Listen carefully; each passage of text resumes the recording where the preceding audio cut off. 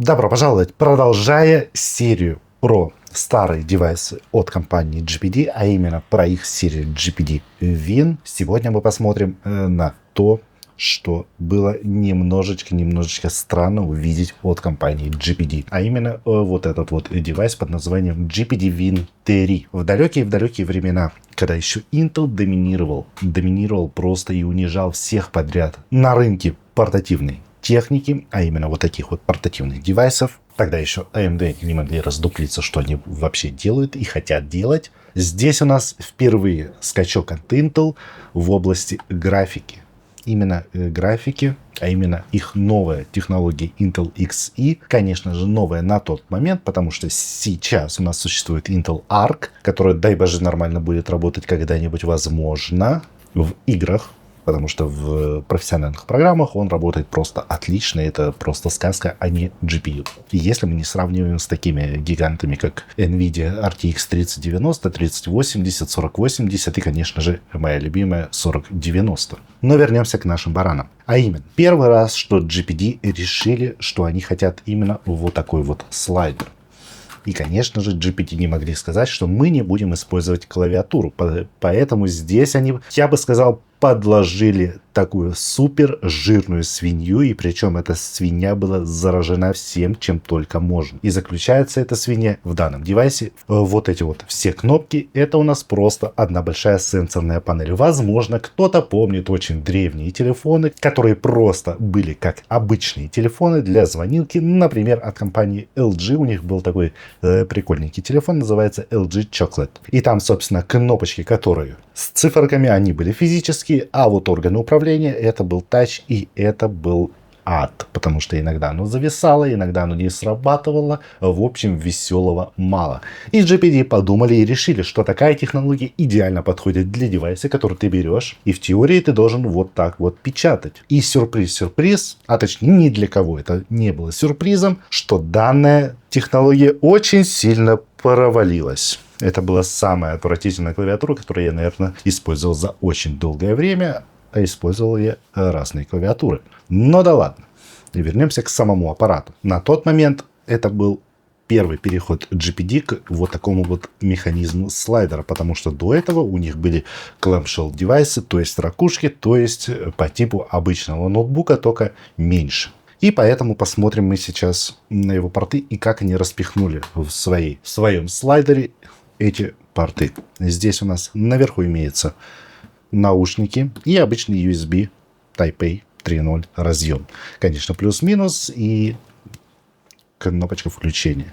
На задней части впервые появившиеся на девайсах GPD две программируемые кнопки. Можно с ними делать что хотите, как хотите и зачем хотите. При определенных обстоятельствах и, конечно же, при определенных ограничениях от самой GPD.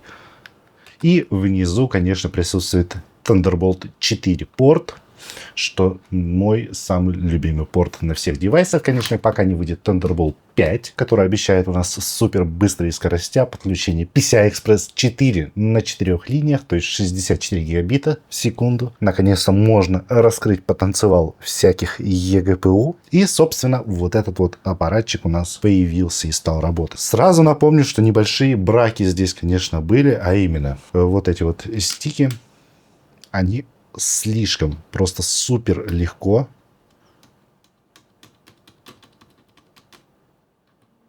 вытаскиваются с девайса, что, конечно же, очень плохо, что странно. К счастью, GPD исправили это на других своих девайсах, но все же претензии есть. Также, возвращаясь к портам, на других сторонах у нас SD-карточка, microSD, которая идеально спалит вам руку. Как, собственно, GPD подумали, что это очень хорошая идея и оставили это на Win 4. Величайшая переключалка.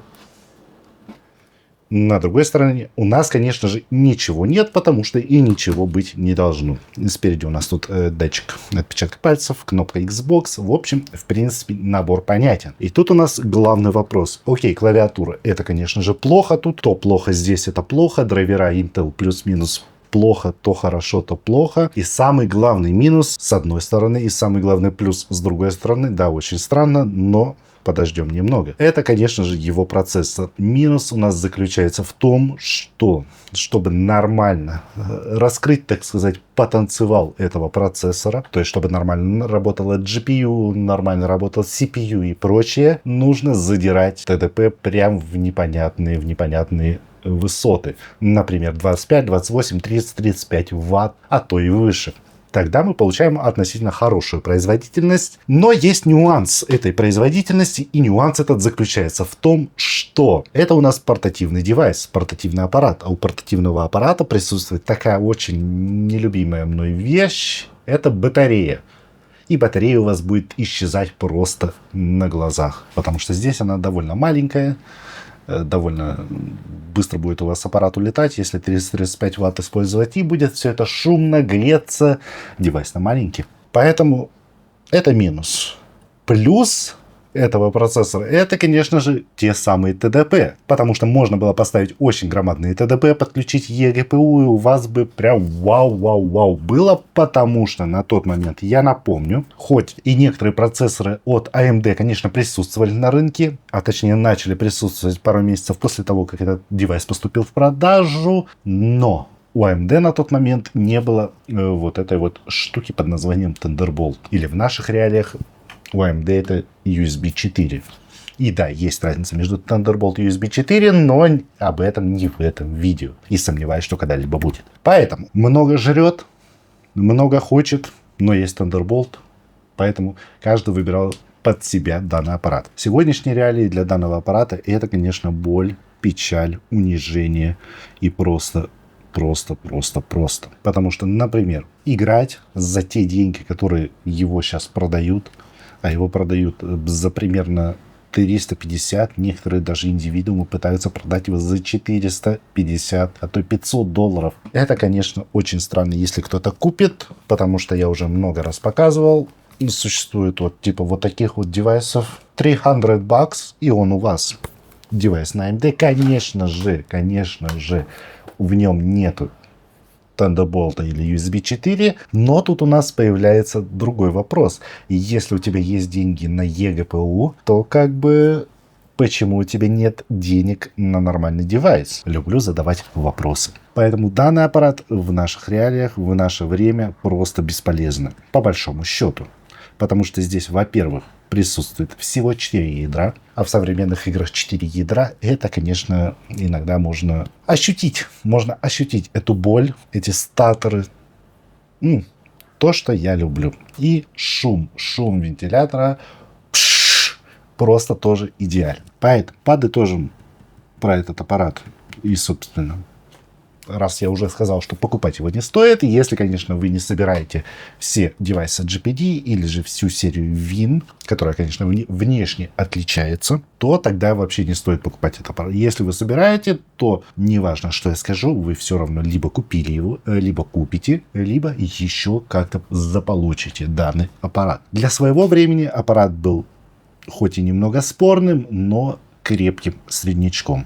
Стоил, как всегда, дорого. Особо ничего прекрасного не показывал. Но для своего времени, опять же, был хороший, нормальный. Сейчас этот бесполезный аппарат, потому что много жрет, потому что графика ни о чем по нынешним стандартам. И потому что стоит он будет очень дорого, а в плане игр мы будем ограничены старенькими игрушками, которые...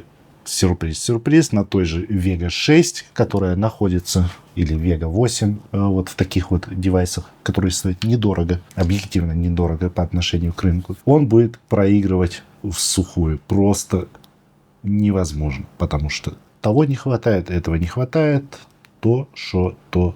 Собственно, не покупаем аппарат, покупаем другие аппараты, ссылки на которые будут в описании. Подписываемся на канал, ставим лайк, рассказываем своим друзьям о замечательнейшем канале, на котором выходят всякие видео, любые видео, и, возможно, даже рассказать о моем канале. Также, если есть вопросы, предложения, критика, не критика, благодарности, хотя сомневаюсь, что кто-то будет благодарить, но не важно. Существует также Discord, куда все это можно написать, либо же писать в комментариях, но странность Ютуба, иногда не очень удобно отвечать на комментарии, иногда он просто не хочет показывать комментарии, что магия. В общем, Подписываемся, лайк, коммент, переход в Discord, донат и, собственно, на этом все.